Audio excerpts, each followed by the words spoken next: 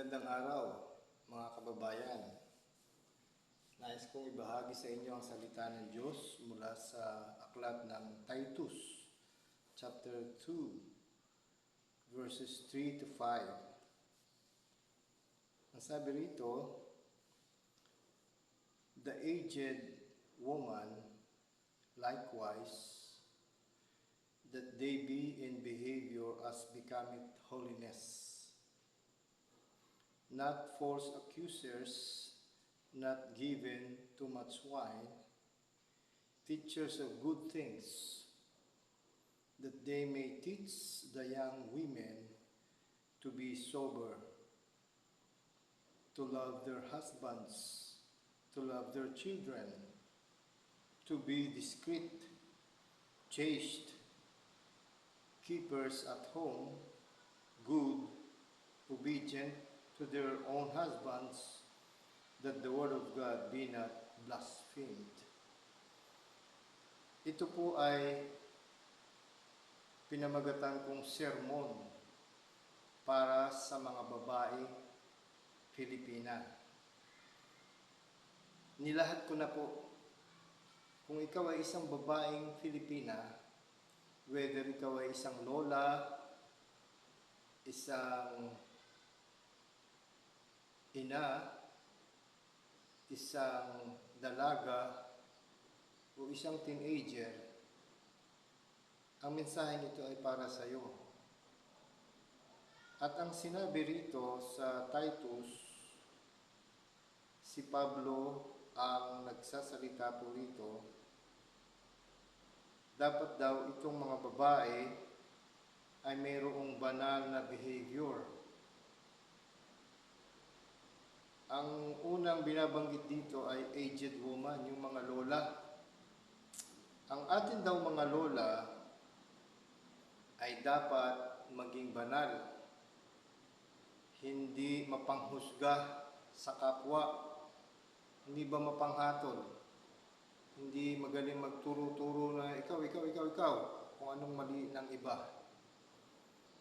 Not given to much wine, kasi mayroong mga lola lasinggera, mga nanay, mga lola, kaya nakikisama na rin pati mga dalaga at mga teenager, nakikigaya na rin. Huwag daw kayong mga lasinggera, sabi ni Pablo.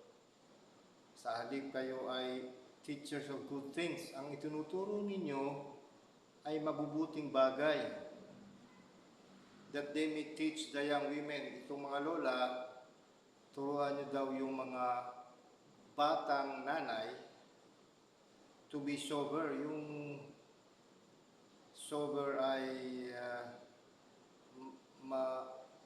matino ang pag-iisip. Ano po? Mulat.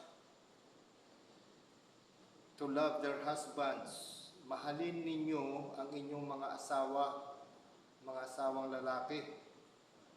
Kayong mga babae, mahalin ninyo ang inyong mga asawang babae. To love their children. Mahalin ninyo ang inyong mga anak. Alagaan mabuti, arugain, ingatan, bantayan ang inyong mga anak. To be discreet. Kayo raw mga nanay, maging discreet. Ano ibig sabihin ng discreet? Ang ibig sabihin po ng discreet ay ayon sa dictionary, sa Oxford Dictionary, ibig sabihin ng discreet, careful or circumspect in one's speech or actions. Ibig sabihin discreet, maingat ka sa iyong pagsasalita. Hindi ka nagsasalita na nakakasira sa iyong kapwa, especially to avoid causing offense. Ingatan mo ang pagsasalita mo para maiwasan mo ang maka-offend o makasakit ng damdamin ng iyong kapwa, lalo na yung kapwa mo babae.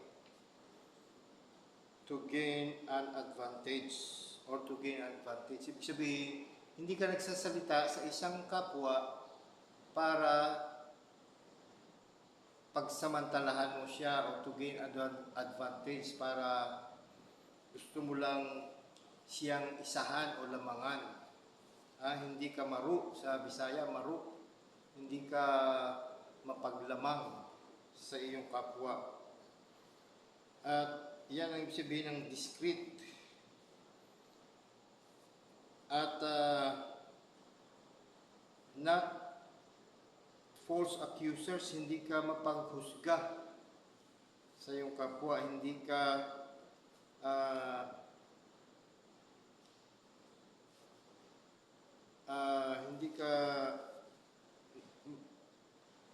sabi ng iba ay ang tawag dyan ay mata pobre, na para bang ikaw ay napakaganda at napakalinis at napakayaman at ang baba-baba ng tingin mo sa iyong kapwa. Huwag daw ganun, na ang taas ng tingin mo sa iyong sarili, ang yabang-yabang mo. Dapat daw hindi ka ganun. At ang sabi dito, to be chaste. Ibig sabihin ng chaste, abstaining from any form of sexual relationship. Ibig sabihin yung chaste, yan ay walang sexual relationship, as in, malinis. Or, ang ibig sabihin nito ay only having sexual relationship with a person you are married to. Yan ang sabi ng Cambridge Dictionary. Ibig sabihin, magkaroon ka man ng sexual relationship sa iyo lang asawa. Sa asawa mo lang. At ang tawag ng Bible dyan, hindi ka nangangalunya. You are not committing adultery. Ibig sabihin, you do not have any sexual relationship with anybody except your own husband. Yan ang sabi ng Bible. Hindi ka nagpapakita ng motibo at hindi ka bumibigay sa hindi mo asawa kahit na crush mo siya o may gusto ka sa kanya. At kahit pa anong ibinigay niya sa iyo, you do not give in to somebody that is not your husband. Yan ang sabi ni Pablo. Of course, idadagdag ko to na para wag kang makasira sa kapwa mo, wag ka rin marites. Ibig sabihin, wag kang chismosa, wag mong siraan ang buhay ng may buhay, lalo na ang kapwa mo babae. Bilang isang babaeng Pilipina, may mga payo ako na idadagdag sa inyo. Kaya nga ako ay sumasalundo at mas gusto ko ang babaeng Maria Clara noon na mukhang inosente, mukhang matapang, matatag na babae, marunong, subalit inosente sa kasalanan. At kaya ko gusto yung mga Maria Clara dahil sila ay mas mukhang banal sa kanilang pananamit. Hindi tulad ngayon, yung mga babae ngayon, pagaya-gaya. Gaya sa mga Western civilization na ipinapakita ang kanilang balat at ipinapakita ang kanilang kaseksihan na ang sa totoo lang, ang pang-display ng babae dapat yung mukha. Sapat na yun, hindi na kailangang i-display mo ang iyong kaseksihan. At be yourself. Be yourself. Hindi pagaya-gaya sa ibang bansa na katulad ng mga babae. Ang totoo lang, yung mga babaeng Pilipina, kung hindi sila nakapanood at nakapunta sa mga ibang bansa, at sila ay dito lang sa Pilipinas, hindi man sila gagaya sa mga Western na babae na mahihiya man sila magtupis. Sa totoo, yung mga babaeng nagtutupis, nagpapakita ng kanilang balat, kaseksihan, at pati pa mga singit, Ha? Sila ang mga babaeng na impluwensyahan ng Western culture na nasira ay parang nawala na ng paggalang sa sarili, or sasabihin ninyong hindi maaaring ipagtanggol ninyo ang inyong sarili at sabihin ninyong ang OA mo naman, sir. Ang OA mo naman, kuya. Ang totoo, ang babaeng Pilipina, hindi ganyan noon. Na-impluwensyahan lang talaga sila ng mga Western culture. Kaya siguro maraming nare-rape na babae ngayon dahil hindi sila maigat sa kanilang pananamit. Ang kanilang mga suot, sabihin sila'y dalaga, ang mga suot nila ay parang pokpok, parang mga japayuki. Mga minamahal kong babaeng Pilipina, sana igalang naman ninyo ang inyong sarili, igalang ninyo ang inyong ama't ina, at sana huwag naman kayong mukhang pokpok. Alam nyo na ang ibig sabihin nito. Maging maingat kayo sa inyong pananamit. Ang sabi ay kapag ikaw ay pupunta ng simbahan, huwag kang pupunta sa simbahan na parang pupunta ka sa diskuhan o kaya parang mamamalingki ka. Igalang nyo rin ang simbahan. At kayo ay maging maingat, huwag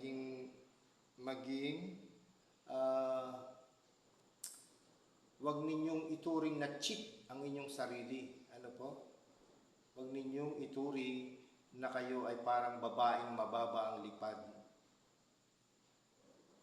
Hindi kayo cheap, hindi ka cheap. You are precious, you are beautiful, you are wonderful, you are great. Kaya mag-ingat ka. Huwag mong ipangalandakan ang iyong sarili, lalo na ang iyong kaseksihan, dahil hindi ka cheap. At tandaan mo, ang iyong balat ay para sa iyong asawa. Hindi yan talaga, ang pang-display mo talaga ang iyong mukha. Kung ikaw ay maganda. At ang pang-display mo rin yung maganda mong ugali, katulad ni Sarah na asawa ni Abraham. At ang sabi pa rito, keepers of home. Kayo ay maging mabuting tagapag-alaga, tagapag-ingat, mahala ng inyong pamilya, ng inyong tahanan. Good, ikaw ay mabuti. At ikaw ay masunurin sa iyong asawa. Bagamat mayroong nagdidebate tungkol dito, paano kung ang asawa mo ay hindi mabuti ang ginagawa at iniisip at sinasabi. Kaya nga sinabi ng Efeso, husbands, love your wives. Kung mahal ng lalaki ang kanyang misis, and then you wives submit to your husbands, yan ang mabuting relationship. Minamahal ng lalaki ang babae at ang babae ay nagsasubmit sa kanyang asawa. At kayong mga asawang babae, huwag kayong maramot sa inyong asawa. Tandaan mo, ang katawan mo ay pag-aari ng asawa mo at ang katawan ng lalaki ay pag-aari mo. Yan ang sinabi ni Pablo. Kaya huwag kayong madamot sa isa't isa. You communicate, you talk. Pag-usapan nyo lahat ng bagay, pag-usapan nyo mabuti upang kayo ay hindi mag-away. At ikaw naman, Mrs., kung nararamdaman mo na ang iyong asawa ay parang nakakakita ng iba at nagkakaroon ka ng selos sa iyong puso, huwag mo naman siyang itulak at pagalitan at lalo siyang lalayo sa iyo. Dapat magpaganda ka lalo at lakitin mo ang misis mo upang manumbalik siya sa iyo na nakaramdam ka lamang ng konting selos at nakakita ka lamang ng konting gawa niya na parang siya ay mayroong ibang napupusuan, ay magagalit ka pa at itutulak mo siya palayo sa iyo. Mali. Dapat magpaganda ka nga at magpa-sexy at magpabango para sa iyong asawa. You should win back your husband. Pabalikin mo siya sa iyong sarili. Kaya kayong mga misis, minsan, kaya nasisira ang isang magandang pag-aasawa. Minsan kayo ay maramot at minsan kayo ay hindi maunawain at minsan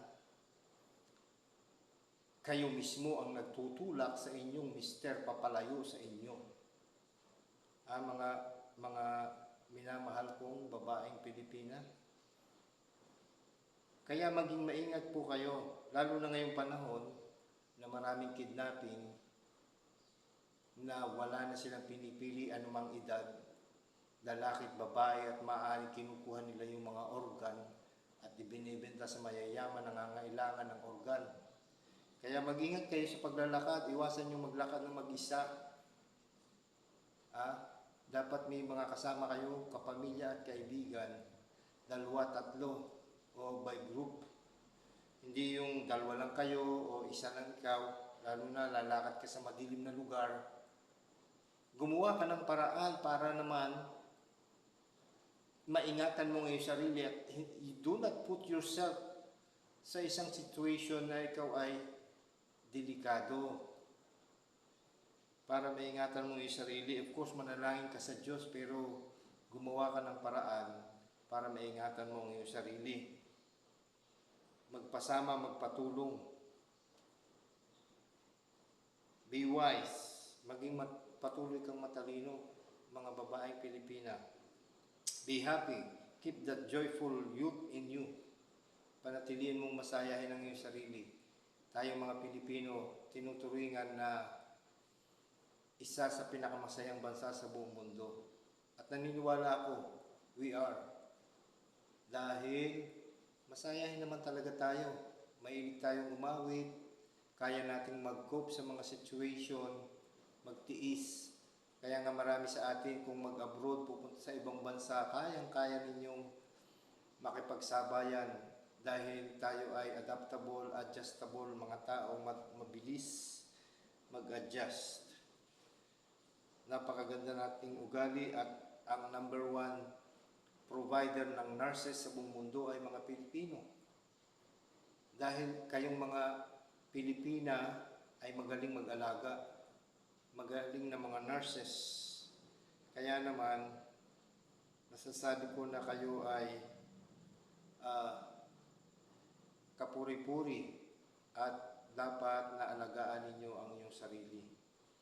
At nawa kayo ay minatutunan dito sa aking ibinahagi at nawa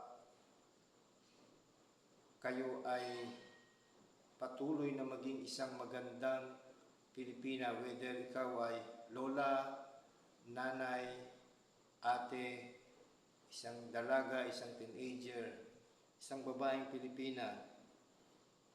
Ang kagandahan sa ugali, ang kagandahan sa pakikitungo, ang kagandahan sa mga gawaing mabuti, ito nawa maghari at manatili sa inyo. At nawa pagpalain ka ng Panginoon, ikaw na babaeng Pilipina. God bless you. Share these thoughts, these words, this message to others. Bye-bye.